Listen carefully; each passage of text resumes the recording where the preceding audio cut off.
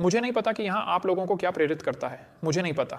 मैं आपको बताता हूँ कि मुझे क्या प्रेरित करता है। पिछले हफ्ते 35 साल पहले मैंने अपना दिल प्रभु को दिया और उद्धार पाया। मैं इलिनॉइस के ईस्ट पियोरिया में हाई स्कूल में 16 साल का बच्चा था। मुझे कुछ महीनों के लिए उद्धार मिला था। मैं अपनी बाइबल पढ़ रहा था, चर्च जा रहा था, बढ़ रहा था। यह एक स्वतंत्र, चिड़चिड़ा, मौलिक, दक्षिणपंथी, कट्टरपंथी, चिकन खाने वाला बैप्टिस्ट चर्च था। मैं वहां जा रहा था।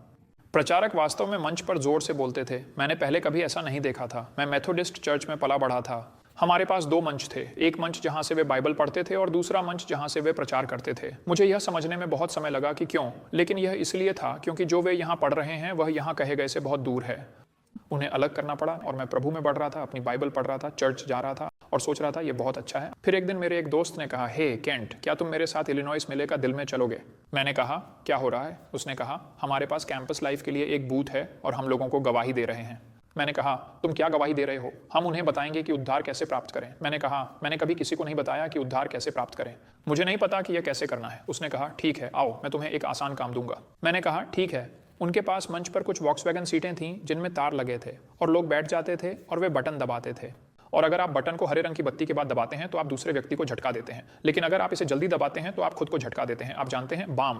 ओह, और वे प्रतियोगिता कर रहे थे कि कौन दूसरे व्यक्ति को झटका दे सकता है और वे इसका उपयोग भीड़ को आकर्षित करने के लिए करते थे। बहुत अच्छा विचार था। वैसे भी हमारा काम भीड़ में जाकर उन्हें प्रश्नावली भरने के लिए कहना था। बस 10 सरल प्रश्न। आखिरी प्रश्न था, क्या आप परमेश्वर को बेहतर जानना चाहेंगे? और अगर उन्होंने हाँ कहा तो हमें उन्हें तंबू के पीछे ले जाना था और तंबू के पीछे के किसी व्यक्ति से मिलवाना था जो उन्हें यीशु मसीह से मिलवाएगा, एक आत्मा विजेता। मैं मजे कर रहा था यार। पहले 2 दिन में वहां लोगों को वापस ला रहा था। हे, क्या आप परमेश्वर को बेहतर जानना चाहते हैं? जरूर, मेरे साथ आओ। उन्हें पीछे ले जाओ, तंबू का पर्दा खोलो। जॉर्ज, ये हरमन है, वह परमेश्वर को बेहतर जानना चाहता है। हरमन, अंदर आओ। और मैं वापस जाकर एक और ले आता। यह मजेदार था। तीसरी रात, इलिनॉइस मेले का दिल, हर जगह शोर, मंच पर बच्चे झटके खा रहे थे और सब कुछ। मैं बाहर गया, वहाँ रिचवुड्स हाई स्कूल का बड़ा फुटबॉल खिलाड़ी था। मैंने कहा, हे, क्या आप मेरे लिए एक प्रश्नावली भरेंगे? उसने कहा, जरूर। प्रश्नों का उत्तर दिया, आखिरी वाला। मैंने कहा, क्या आप परमेश्वर को बेहतर जानना चाहेंगे? उसने कहा, हाँ, मैं चाहूंगा। मैंने कहा, ठीक है, मेरे साथ आओ। मैंने पहले भी किया था, इसमें कुछ नहीं है। हम तंबू के पीछे चले गए, तंबू का पर्दा खोला।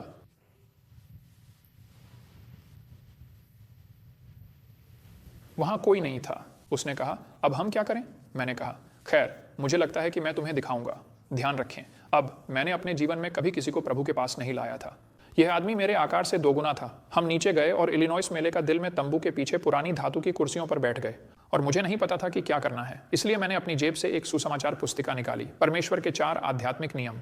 मैंने कहा, मैं तुम्हें यह पढ़कर सुनाता हूँ। मैं वहां बैठा और पूरा पढ़ा। अंत में यह कहता है कि आप मसीह को प्राप्त करना चाहेंगे? उसने कहा, हाँ, मैं चाहूंगा। मैंने सोचा, ओह भाई, अब मैं क्या करूं? मैंने उसे फंसा लिया है और मैं उसे उतार नहीं सकता। मैंने कहा, खैर, ये कहता है ये प्रार्थना करो। मैंने कहा, चलो अपनी आंखें बंद करें और अपने सिर झुकाएं और मैं पहले प्रार्थना करूंगा और तुम मेरे बाद दोहराओ। उसने कहा, ठीक है। मैंने एक आंख खुली रखी। मैंने पुस्तिका से प्रार्थना पढ़ी। मैंने वास्तव में प्रार्थना पढ़ी, प्रभु, मैं एक पापी हूं। उसने कहा, प्रभु, मैं एक पापी हूं, मैं नरक में जाने के लायक हूं, लेकिन मैं मानता हूं कि आपने मेरे लिए मरा और मैं चाहता हूं कि आप मुझे माफ करें और मुझे अभी बचा लें। हम नीचे गए। उसने मेरी ओर देखा और मेरा हाथ मिलाया। उसने कहा, केंट, धन्यवाद। मैं इसके बारे में 2 हफ्तों से चिंतित था। मैंने कहा, आपका स्वागत है, और वह बाहर चला गया। हर जगह शोर। मेरा मतलब है, यह एक मेला है, आप जानते हैं। यहाँ मैं इस तंबू के पीछे अकेला खड़ा हूँ। मैंने सोचा, यार, यह मजेदार था, किसी को स्वर्ग जाने का रास्ता दिखाना। मैं उस धातु की कुर्सी के बगल में गंदगी में घुटनों के बल बैठ गया और मैंने कहा, प्रभु, ये मैं हूँ, ये केंट है, मैं एक नया ईसाई हूँ, और प्रभु, ये सब मेरे लिए भ्रमित करने वाला है। मैं आपको अभी बता दूं, मैं बहुत सी चीज़ों के बारे में भ्रमित हूँ। मैंने कहा, प्रभु, मुझे नहीं पता कि आप मेरे जीवन के साथ क्या चाहते हैं, मुझे नहीं पता। मैंने कहा, लेकिन प्रभु, अगर यह आपके लिए ठीक है तो मुझे लगता है कि मैं यह जीवन भर करना चाहूँगा। मैं बस लोगों को आपके पास लाना चाहूँगा जीवन भर। खैर, ये 35 साल हो गए हैं, कुछ नहीं बदला।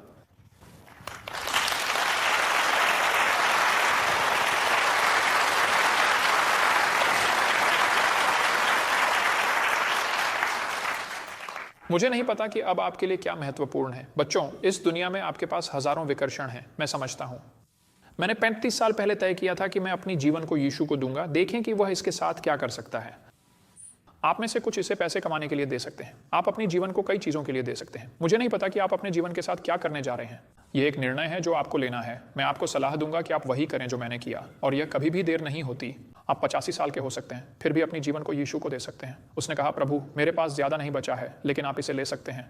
वह अभी भी सिर्फ एक टुकड़े से 5000 लोगों को खिला सकता है। अगर आपके पास सिर्फ एक टुकड़ा बचा है तो वह इसे ले लेगा। अगर आप यहाँ आज रात एक ईसाई हैं तो आप पृथ्वी पर क्या कर रहे हैं? स्वर्ग के लिए एक युद्ध चल रहा है। क्या आप कुछ नहीं कर सकते? अगर आप गोली नहीं चलाने जा रहे हैं तो गोलियां ले जाएं, घायलों की देखभाल करें, कुछ करें, ठीक है। हर किसी को एक मंत्रालय शुरू करना चाहिए। आप में से सबसे खराब लोग बुरे उदाहरण के रूप में सेवा कर सकते हैं। अगर कुछ नहीं तो अपने जीवन के साथ कुछ करने के लिए खोजें। किसी को यीशु के लिए प्रभावित करें। यार बस यही मैं करना चाहता हूं। खैर, हम आज रात ओवर टाइम में हैं, हम इस बारे में पूरी रात बात कर सकते हैं, लेकिन अगर आप हमारे सामग्री का उपयोग करना चाहते हैं तो बेझिझक करें।